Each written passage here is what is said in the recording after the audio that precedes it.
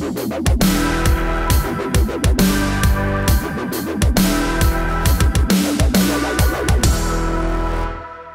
news, everybody.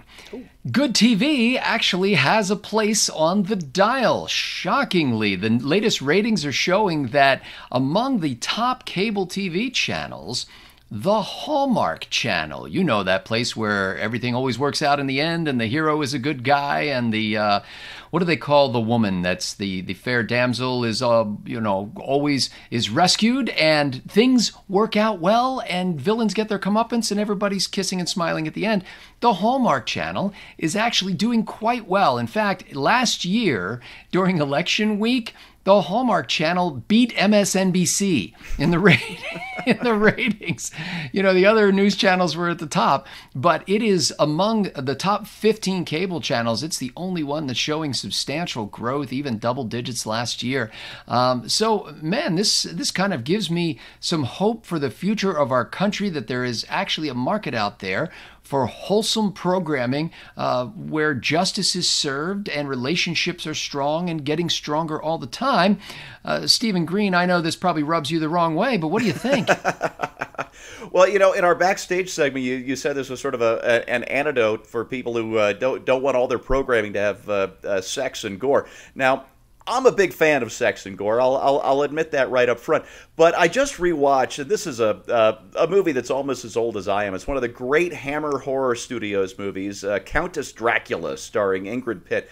And this was made back in the early 70s when you could still have sex and gore and class and a smart script all in the same sort of cheesy B movie. It was much more in fun without being too campy. But you flash forward to today, and all the sex and gore is so serious and really just unimaginatively done that you really need an antidote for that. And boom, here's the Hallmark Channel. You know, my kids have some movies I love to watch with them, and I think they're from the Hallmark Channel. I don't know if you've seen these. They made 3 or 4 of them now. It's The Librarian, starring Noah. What's his name from ER? He was the I love that guy. I can't remember his last name, but I know who you're talking about. I can't remember it off the top of my head either. But these librarian movies are they're family friendly, they're wholesome. They've got enough humor to keep the adults entertained, but it isn't aimed so high or with so many pop cultural references that my kids can't get it. And it's just good, clean fun. And you know, Hallmark's easy to make fun of. Letterman used to do it 30 years ago, back when he was still funny. He had Dave's Hallmark Shop, kind of a recurring sketch on his old NBC late night show. But I think post 9/11, we really do need, not to make fun of the Hallmark Channel, but to celebrate it a little bit. I'm glad to see that's happening in the ratings.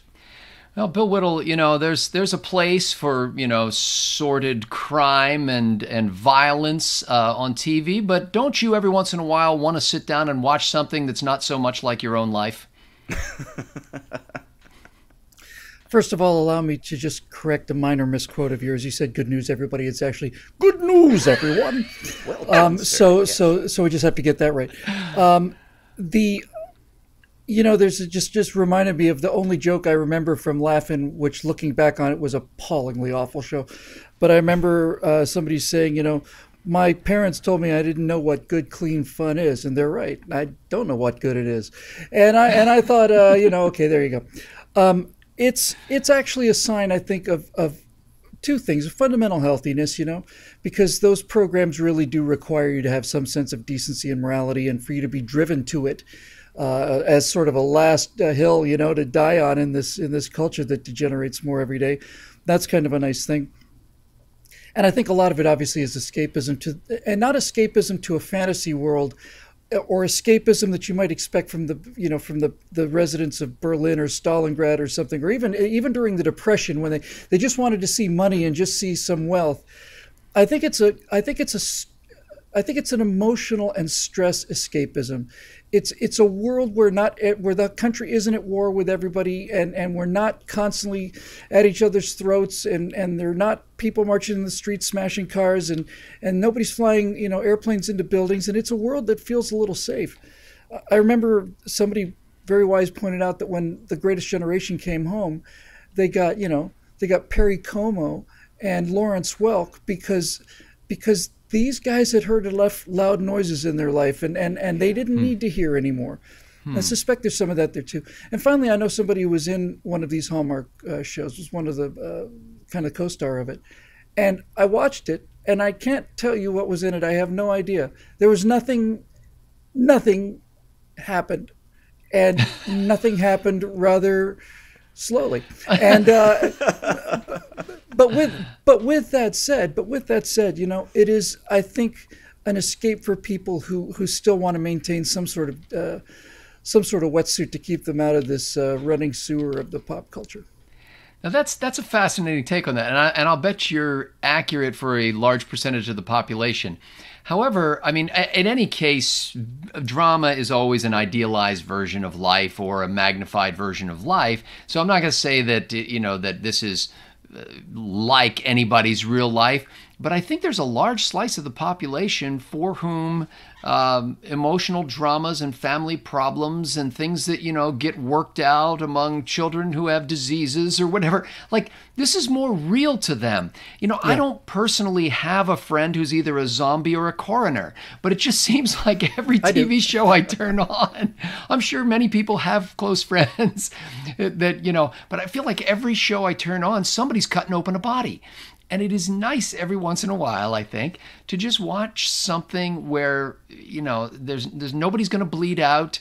Not everybody in the show is somehow involved in either, you know, committing crimes or trying to prevent the commission of crimes, and that there's actually a happy ending from time to time. And I don't think it's just idealism to say, hey, we wish there were happy endings. I think that in many ways, and the production values of these shows have gotten better. I'm sorry that Bill had to watch that one. But, you know, that one of the reasons why the ratings are increasing is because the quality of the scripts is getting better, the shows are getting better, the acting's getting better. But all of that, I think, resonates with people more than just, you know, people shouting at each other or constant crime or constant sex or F this and F that, you know. And so I would like to think that there is a core audience out there in the United States of America who says, this is the way life ought to be. Yeah. This is the way, in many ways, my life is. Not completely, but it's aspirational. And I want to see things that show me a future that's preferable to the one I have now. For Bill Whittle and Stephen Green, I'm Scott Ott. Thanks to the members at BillWhittle.com for making Right Angle happen.